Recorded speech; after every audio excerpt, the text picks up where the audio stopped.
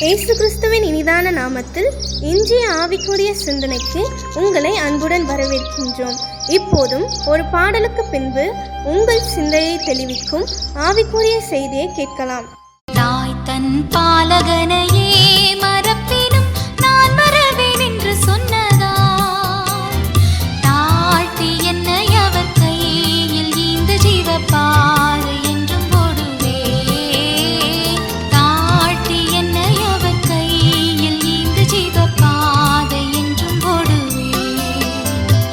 இயேசு என்னும் நாமமே என் ஆத்துமாவின் கீதமே,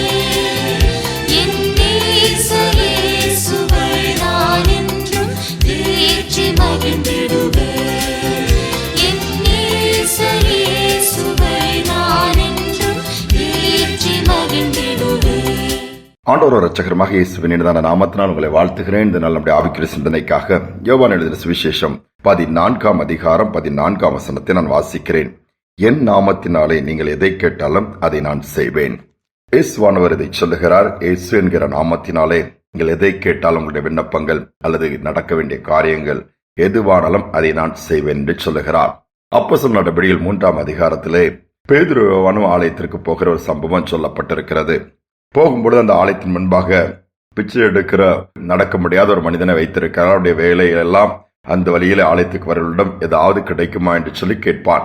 அதில் கிடைக்கிற வருமானத்தை வைத்து அந்த குடும்பத்தினர் அவனை வைப்பார்கள், பின்பு எடுத்துக்கொண்டு போய்விடுவார்கள். இதுதான் அது தொடர்ந்து நடந்தது. அன்று அவர்கள் போகும் பொழுது பேதுரு யோவானை பார்த்து ஏதாவது கிடைக்குமா என்று சொல்லி உற்று பார்த்து கேட்கிறான், பிச்சை கேட்கிறான். பேதுரு யோவான், உனக்கு நான் செய்வதற்கு எங்கள் வெள்ளியும் பொண்ணு எங்களிடத்தில் இல்லை, ஆனால் இருக்கிறதை நான் கொடுக்கிறேன் சொல்லிவிட்டு இயேசு என்கிற நாமத்தினாலே எழுந்து நட சொல்லும் பொழுது அவன் எழுந்து நடக்கிறான்.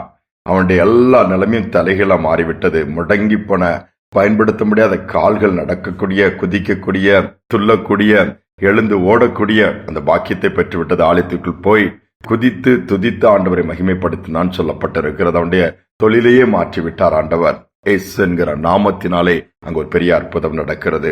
இன்றைக்கும் நமக்கு ஆண்டவர் தமது நாமத்தை கொடுத்திருக்கிறார். என் நாமம் தரிக்கப்பட்ட என் ஜனங்கள் வேதம் சொல்லுகிறது. அது இயேசுவானுடைய நாமத்தினாலே நாம் கேட்கும் பொழுது, அவருடைய இயேசு என்கிற நாமத்தினால் ஜெபிக்கும் பொழுது ஜெபத்திற்கு பதில் வருகிறது. இந்த நாமம் எல்லா நாமத்திற்கும் மேலான நாமம் என்று வேதம் சொல்லுகிறது. இயேசு என்கிற நாமத்தை கேட்டாலே சொன்னாலே பிசாசு அலற ஆரம்பித்து விடுவான். அத்தனை அதிகாரம் அந்த நாமத்திற்கு கொடுக்கப்பட்டிருக்க, அந்த பெயருக்கு கொடுக்கப்பட்டிருக்கிறது.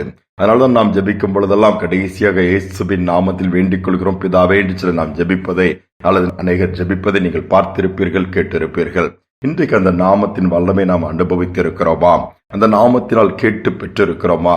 இல்லை என்றால் இன்று இயேசுவின் நாமத்தினால் காரியங்களை கேட்போம், செய்வோம், பேசுவோம். நிச்சயமாகவே பலத்த மாற்றங்கள், பலத்த காரியங்கள் நம் மூலமாகவோ அல்லது நம்முடைய வாழ்க்கையிலும் நடக்கிறதை நாம் கண்கூடாய் பார்க்க முடியும். அரசாங்கத்தில் ஒரு பெரிய அதிகாரியா இருந்த மனிதன், நல்ல பொறுப்புகள், கனமும் மரியாதையும் மக்களிடையே இருந்தது. அவரை ஒரு மனிதன் பார்க்க போகிறார். பார்க்க போகும் பொழுது உதவி கேட்கிறார். இந்த மாதிரி ஒரு இடத்திற்கு நான் போய் கேட்டால் என்ன, எனக்கு சரியா ரெஸ்பான்ஸ் பண்ணவே மாட்டேங்கிறார்கள்.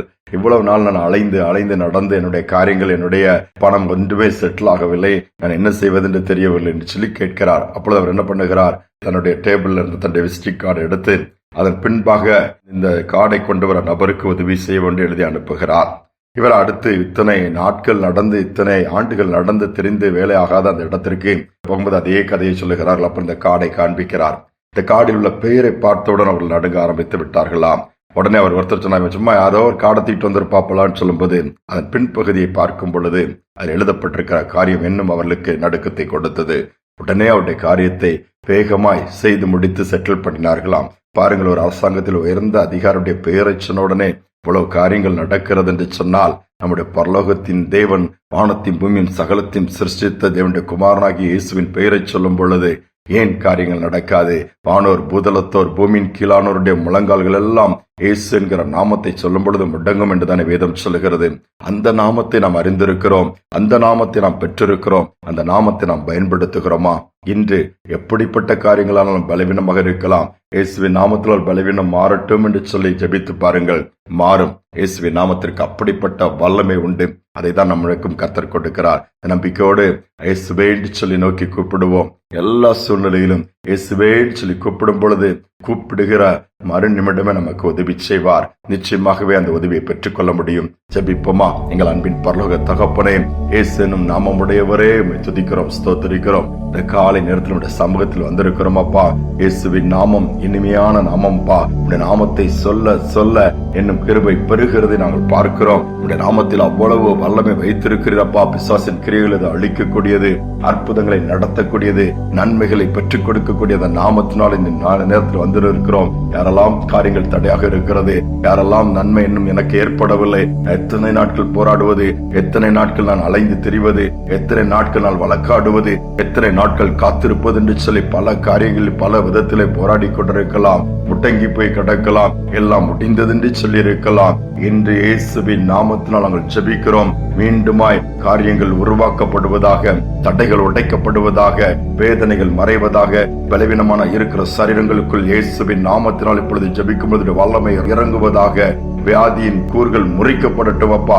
இருள் மறையட்டும். இயேசுவின் நாமத்தினால் வெளிச்சம் உதிக்கட்டும். எல்லா சூழ்நிலையும் இன்று மாறுகிற ஒரு நாளாக யாரெல்லாம் இயேசுவே சொல்லி கூப்பிடுகிறார்களோ அத்தனை பேருக்கும் வார்த்தை சொன்னது போல என் நாமத்தினால் எதை கேட்டாலும் செய்வேன் சொன்ன வார்த்தையின்படி உம்மால் பலத்த காரியங்கள் கிரியைகள் நடப்பிக்கப்படட்டும். தாழ்த்தி ஒப்புக் கொடுக்கிறோம். ஜெயத்தை கொடுப்பீராக. துதி கன மகிமை எமக்கு செலுத்துகிறோம். மீட்பரேசுவின் நாமத்தில் வேண்டிக் கொள்கிறோம் நல்ல பிதாவே. ஆமேன், ஆமேன். இயேசுவின் நாமத்தினால் கேளுங்கள், நிச்சயமாகவே பெற்றுக் கொள்வீர்கள். இந்த சிந்தனையோடு இந்த நாளை தொடருவோம். மீண்டுமாய் நாளை தினம் சந்திப்போம்.